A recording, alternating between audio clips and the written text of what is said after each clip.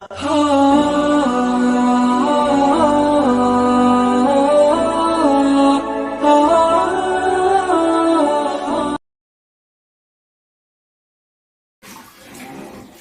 علیکم بچوں، JCERT کے ڈیجی اسکول میں آپ کا خوش آمدید۔ میں ہوں توحید عالم اور آج آپ کے لیے لے کر کے حاضر ہوں 8ویں جماعت کی درسی کتاب اپنی زبان کا 7واں سبق، جس کا عنوان ہے دیوالی کے دیپ جلے۔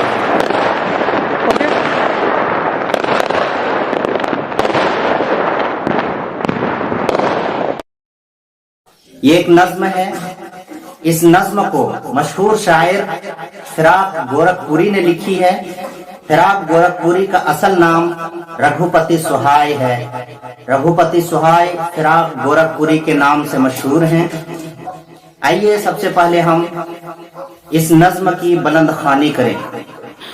دیوالی کے دیپ جلے، نئی ہوئی پھر رسم پرانی، دیوالی کے دیپ جلے، شام سلونی رات سہانی، دیوالی کے دیپ جلے، دھرتی کا رس ڈول رہا ہے دور دور تک کھیتوں کے، لہرائے وہ آنچل دھانی، دیوالی کے دیپ جلے، نرم لوگوں نے زبانیں کھولی پھر دنیا سے کہنے کو، بے وطنوں کی رام کہانی، دیوالی کے دیپ جلے، آج منڈیروں سے گھر گھر کی نور کے چشمے پھوٹ پڑے، پگھلے شعلوں کی یہ روانی، دیوالی کے دیپ جلے،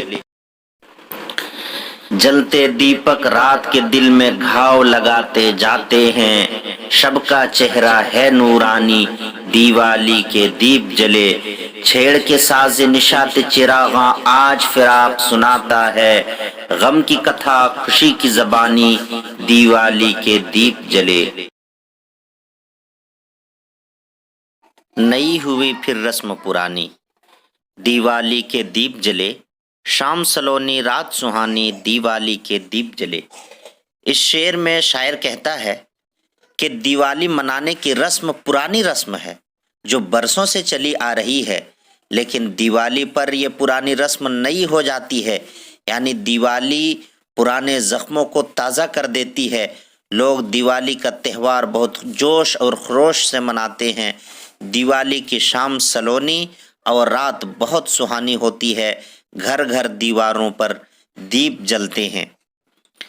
دوسرا شعر، دھرتی کا رس ڈول رہا ہے دور دور تک کھیتوں کے، لہرائے وہ آنچل دھانی، دیوالی کے دیپ جلے۔ اس شعر میں شاعر کہتا ہے کہ جلتے ہوئے دیوں کی روشنی دور دور تک پھیلی ہوئی ہے، دور سے دور تک دیکھنے پر ہرے بھرے کھیت لہراتے آنچل کا سما باندھتے ہیں۔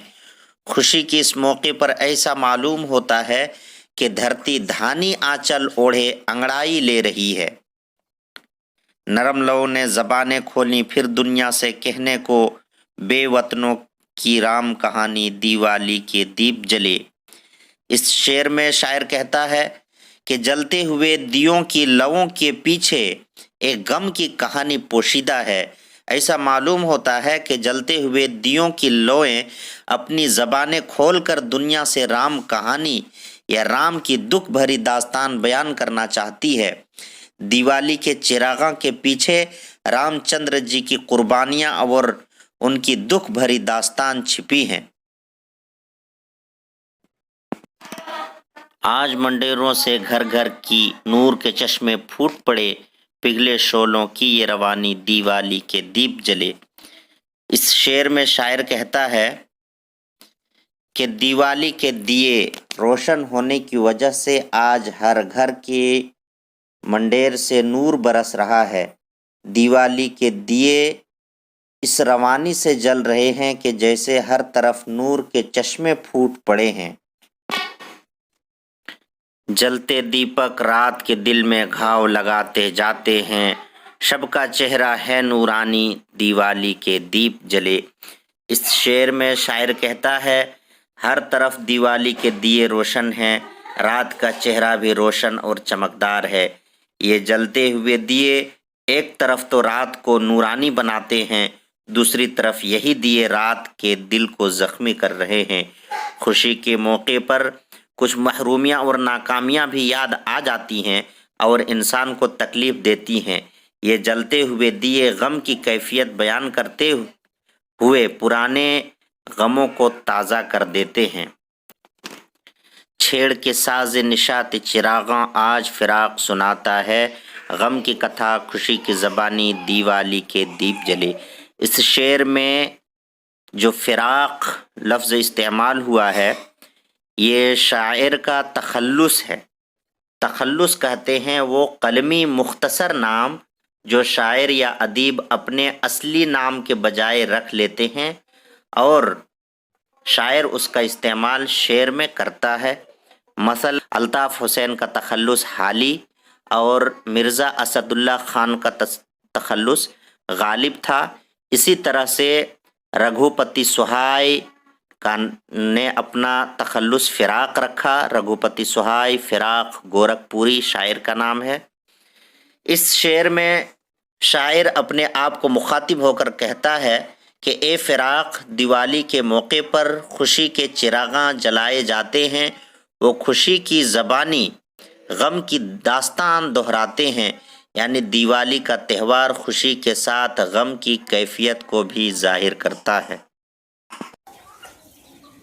فراق گورکھ پوری نے اس نظم دیوالی کے دیپ جلے کے ذریعے سے جہاں ایک طرف ہندوستانی تہذیب اور ایک ہندوستان کے ایک بہت بڑے تہوار دیوالی کی منظر کشی کی ہے، وہیں پہ دوسری طرف اس نظم کے ذریعے سے یہ پیغام دیا ہے کہ خوشی اور غم دونوں کا چولی دامن کا رشتہ ہے. جہاں انسان ایک طرف خوشی کا اظہار کرتا ہے وہیں پہ دوسری طرف بہت ساری تکلیفیں، غم اور مصیبتیں ان کے سامنے آ جاتی ہیں اور خوشی کے ماحول میں بھی غم، پریشانی، دکھ، مصیبت آ جاتی ہیں اور انسان اس سے غمزدہ ہو جاتا ہے. یہ دنیا خوشی اور غم کا سنگم ہے. آئیے اب اس نظم کے چند سوالات کو حل کرتے ہیں. سوال نمبر 1، دھانی آنچل کے لہرانے سے کیا مراد ہے؟ جواب، دھانی آنچل سے مراد کھیتوں میں دور تک سبزہ لہرانا ہے. سوال نمبر 2، چراغ کی لویں دنیا سے کیا کہہ رہی ہے؟ جواب، چراغ کی لویں دنیا سے بے وطنوں کی کہانی بیان کر رہی ہے. سوال نمبر 3، منڈیروں سے نور کے چشمے کس طرح پھوٹتے ہوئے لگ رہے ہیں؟ جواب، منڈیروں پر چراغ روشن ہیں جس سے کہ نور کی کرنیں نکل رہی ہیں. سوال نمبر 4، رات کے دل میں گھاؤ لگنے سے کیا مراد ہے؟ جواب، رات کے دل میں گھاؤ لگنے سے مراد جلتے ہوئے دیپک کی روشنی سے تاریکی کا خاتمہ ہونا ہے. شاعر دیپک سے روشنی ہونے کو رات کے دل کا زخم قرار دیتا ہے. سوال نمبر 5، شاعر غم کی کتھا کیوں سنا رہا ہے؟ جواب، شاعر غم کی کتھا اس لیے سنا رہا ہے کہ ہر طرف دیوالی کا چراغاں ہے اور وہ اپنے وطن سے دور ہے. متضاد الفاظ یعنی اپوزٹ ورڈز، یہاں پہ چند الفاظ دیے گئے ہیں، ہم ان کے اپوزٹ ورڈز یعنی متضاد الفاظ کو تلاش کریں گے. ایک لفظ ہے شب جس کے معنی ہوتا ہے رات. شب اپوزٹ ورڈ ہوگا روز، پرانی، نئی. نور تاریکی یا ظلمت. نشاط جس کے معنی ہوتا ہے خوشی کے اپوزٹ ورڈ رنج. غم خوشی. اب آئیے چند الفاظ کے املا کو ہم لوگ درست کرتے ہیں. نشاط نشاط، ساز ساز، بے وطن بے وطن، سلونی سلونی، چراغاں چراغاں. بچوں، آج آپ کا ہوم ورک ہے، چند الفاظ دیے گئے ہیں جنہیں آپ اپنے جملوں میں استعمال کریں گے. رسم، سلونی، منڈیر، نور، روانی، نورانی، یہ چند الفاظ ہیں जिन्हें आप अपने जुमलों में इस्तेमाल करेंगे और किसी भी तरह की दिक्कत होने पर आप कमेंट बॉक्स पर लिख सकते हैं, वहां हम आपको जवाब देंगे। आज के लिए बस इतना।